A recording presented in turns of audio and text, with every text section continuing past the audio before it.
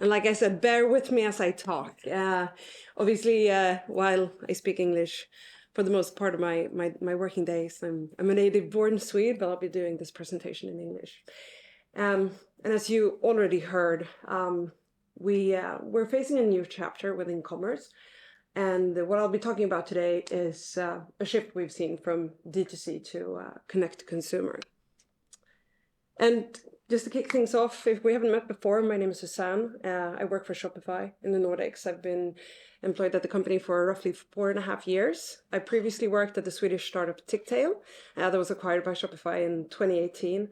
And since then been able to participate in an amazing journey that's taken Shopify across the globe, and more specifically now investing and focusing a lot on the Nordic region, which is super exciting. And I'm a country lead for the Nordics, and that specifically means I focus a lot on our partnerships here and our merchants and what we do to further support entrepreneurship and growth within commerce in the Nordic region. A little bit about Shopify, if you're not super familiar with the company since before. We are the leading multi-channel commerce platform, founded in 2006 by a German named Tobi Lütke, who resides in Canada. We've grown today to be active in over 175 countries. In 2021, we measured almost $550 billion worth of sales across our platforms, in the millions of merchants that utilize our platform for its services. And we saw in that same year 600 million consumers buying from one of those merchants or several. I'll dive into a few of these numbers a little later as well. But Shopify is really all about pushing boundaries of what's possible in this next era of commerce. And let me see if I can move back here. And we have a really strong track record of putting retailers on the right side of change. We've focused on enabling some of the new category leaders of their time, especially in D2C. You have Gymshark and you have Kylie Cosmetics as example on the international arena. But we also work with Nordic businesses like Daniel Wellington, Totem, and J. Lindeberg. And they've thrived in times of change on the Shopify platform. You also talked a little bit about sort of smoothie shakes, and we've also worked with a similar brand to that you mentioned, and another international D2C giant called Huel. And by putting retailers on the right side of change, we've actually, and what I was alluding to on the previous slide, helped create 5 million jobs globally that are employed by Shopify merchant. That actually makes up the largest collective workforce in the world. And if we look at EU more specifically, merchants on Shopify have contributed with almost $50 billion in economic activity and created close to 300,000 jobs. Here we go. So I talked a little bit about putting retailers on the right side of change. And the disruption that we've seen across commerce over the past couple of years has really been like nothing we've ever seen before. And what's exciting at that same time is how fast it happens. And as a few examples, I mean, nobody really thought about TikTok and how it would disrupt how Gen Z socializes and buys. And right now, really hot topics are AI, and I don't think anybody really foresaw how that would disrupt the foundation of internet itself and the conversations we're currently having around its usabilities. And no one really imagined 5 to 10 years ago how D2C would shake up the retail industry. So structural shifts are affecting the retail landscape. And the only constant that we know in commerce is this change. And the only way forward that we see it is adaptability.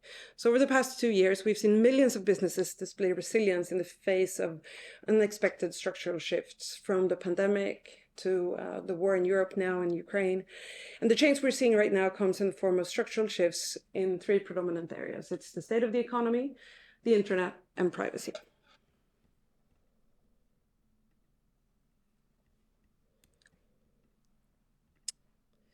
So first, let's talk about the economy. Economic slowdown has pushed brands to tighten their budgets and deliver more value. And we see this in Sweden, we see this across Europe and across the world. We have soaring inflation that's forcing people to reevaluate spending behaviors. I mean, specifically, if we look really local, there is increasing interest rates and other factors that are affecting the household economies. And brands are battling unreliable and pricey supply chains alongside raised consumer expectations.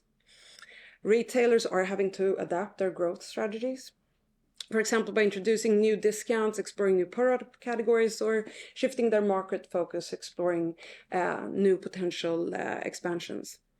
And according to research by McKinsey, that's from September 2002, 80% of European consumers are changing their spending habits, and they're seeking better value for retailers, which is very much what you called out too. Second, let's talk about the internet and the rise of social platform and their way of disrupting us.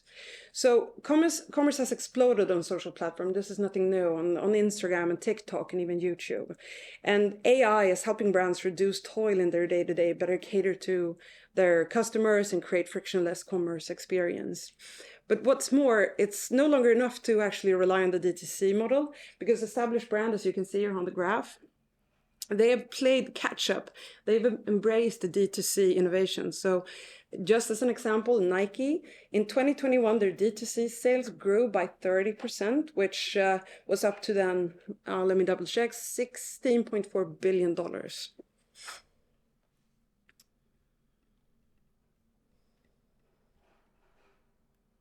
And then finally, privacy. Again, we've talked about this for a little while with GDPR. It's been a big topic for years, but retailers are counting the cost of privacy changes.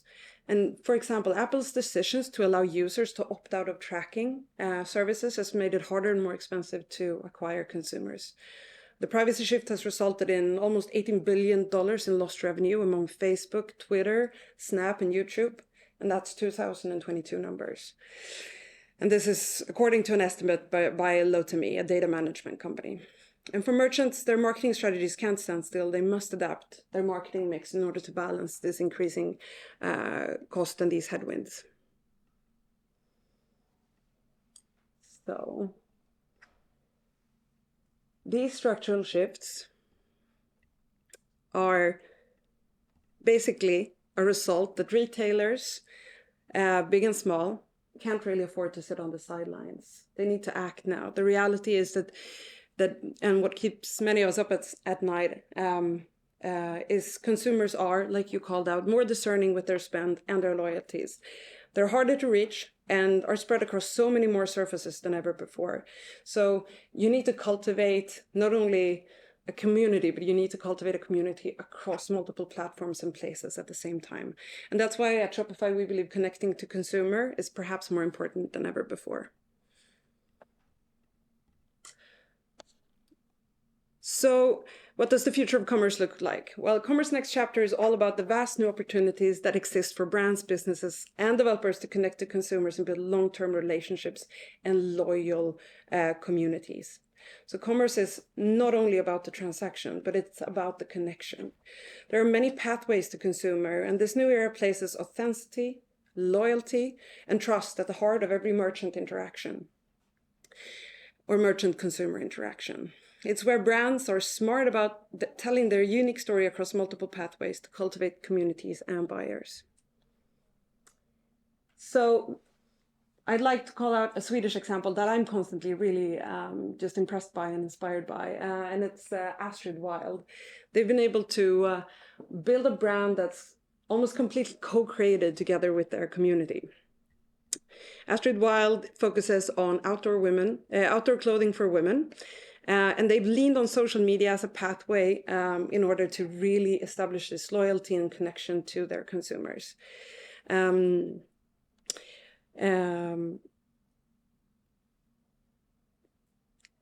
I've seen, and I should call this out, there's research suggesting that Gen Z are using social media platforms like TikTok as their search engine of choice. So it's highlighting the importance of adapting to changing consumer habits. So if your brand fails to meet and connect with consumers where they are, your risk of being left behind. And so Astrid Wild, worked across multiple platform, Instagram being the most sort of prominent one. And if you go into their profile and look at what they're doing, they're taking every single product that they're developing. They're asking about color choices, fit, sizing. They're one of the few brands in Sweden, I believe, that has approximately 42 sizes for some of their clothing in order to fit all of the needs of the community that they're talking to. This also allows them to get an understanding of how many products to produce, what the interest is going to be, and make for a better, basically, economic assessment of where they should invest their money. A connected brand experience across channels will be even more important to the future of commerce than in recent years. According to 84% of the businesses we serviced in our surveyed in our commerce tool, Commerce Trends 2023 report, and in fact, 9 in 10 people buy from brands that they follow on social media. We can talk a little bit about creators and influencers because they're also the next generation of entrepreneurs. And our goal is to help makers and artists of all sizes and scopes build connections with their consumers, give them the tools they need to participate in commerce and new touch points to reach their fans directly. I learned this just recently, but the creator economy is estimated at $250 billion globally. And we think at Shopify that this number is only going to grow. Influencers have a level of trust with their audience that's very valuable for brands, and we now see traditional brands equally comfortable partnering with influencers in interesting and creative ways. Another Swedish example here, in 2017, fashion editor and content creator Petra Tungården, I don't know if you've heard of her or follow her on social media, I see some faces nodding in here, but she sought to create a women's wear brand with female silhouettes all in focus. And she has roughly 200,000 followers on Instagram, and utilized this following base to build up a community of advocates on social media who they already looked to her for advice on style and on fashion. And so launching her women's wear brand became a huge success. You can now follow Adore on Instagram as well. They recently launched a new site and have upcoming collections that are launched continuously, and they're building a really fantastic brand. So therefore, brands looking to level the commerce playing field must turn to social media, whose users nearly equal the number of internet users. Simply put, if someone's on the internet, chances are they're also on social media.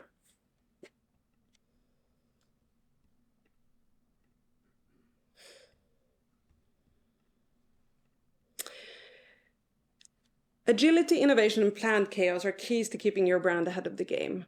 We're living in the golden era of innovation, and the developments over the past decade have shaped how we function as a society. In order for brands to stay ahead of the curve, it's important that they move quickly and be unafraid to experiment and to change. The next great technological revolution is here. Today, in the AI era, it's more important than ever for brands to remain agile and innovative. If you look at OpenAI's ChatGPT tool, it's clear how real-world applications of AI technology are streamlining people's lives. And just as social media transformed how brands interact with consumer, AI tools present new opportunities for brands to optimize for efficiency and improve customer experience. All the progress in innovation across Shopify is rooted in a central purpose: democratizing commerce and entrepreneurship. We believe that merchants of any size anywhere in the world have access to the tools they need to be successful. So we use our scale and our innovation to our merchants' advantage, offering them access to technology they wouldn't have otherwise. The expectation from retailers is that Shopify integrates AI to reduce toil in their day-to-day and help them make entirely new things possible. We're already doing this with AI tools to help them auto-write product descriptions or to radically simplify discovery and the path to purchase. Some of this can be seen in the work that we're doing with the Shop app, as an example. Now, I'm close to being finished here, guys, and sorry for running a little bit over. But as you can tell, connecting to consumer, it's something that's already here, but that we all need to double down on and really think about what it means for us, what it means for our brands, what it means in terms of building a community and to connecting with the ones that are actually buying from us and will be spending their hard-earned money in the next couple of years. We're evolving from a one-dimensional transactional relationship with shoppers, and we're embracing new ways to connect to them. So your consumers are going to be more discerning with how they spend their loyalties. And brand loyalty can no longer be assumed. It's going to be harder to reach and to be spread across so many surfaces. So you have to work overtime to cultivate audiences and meet them where they are. And it's no longer enough to just rely on web store, a retail location, or paid marketing. You need to do all of it. The internet is going through a phase of rapid, radical change. New privacy protocols, new social media platforms, and new consumer behaviors mean that brands must up their game to find audiences, convert shoppers, and tell their stories across every channel, and to do so mindfully. So connect to consumer, it's the way forward. There's a lot to think about, but I'm super thankful for you listening today. And yeah, that's it for me.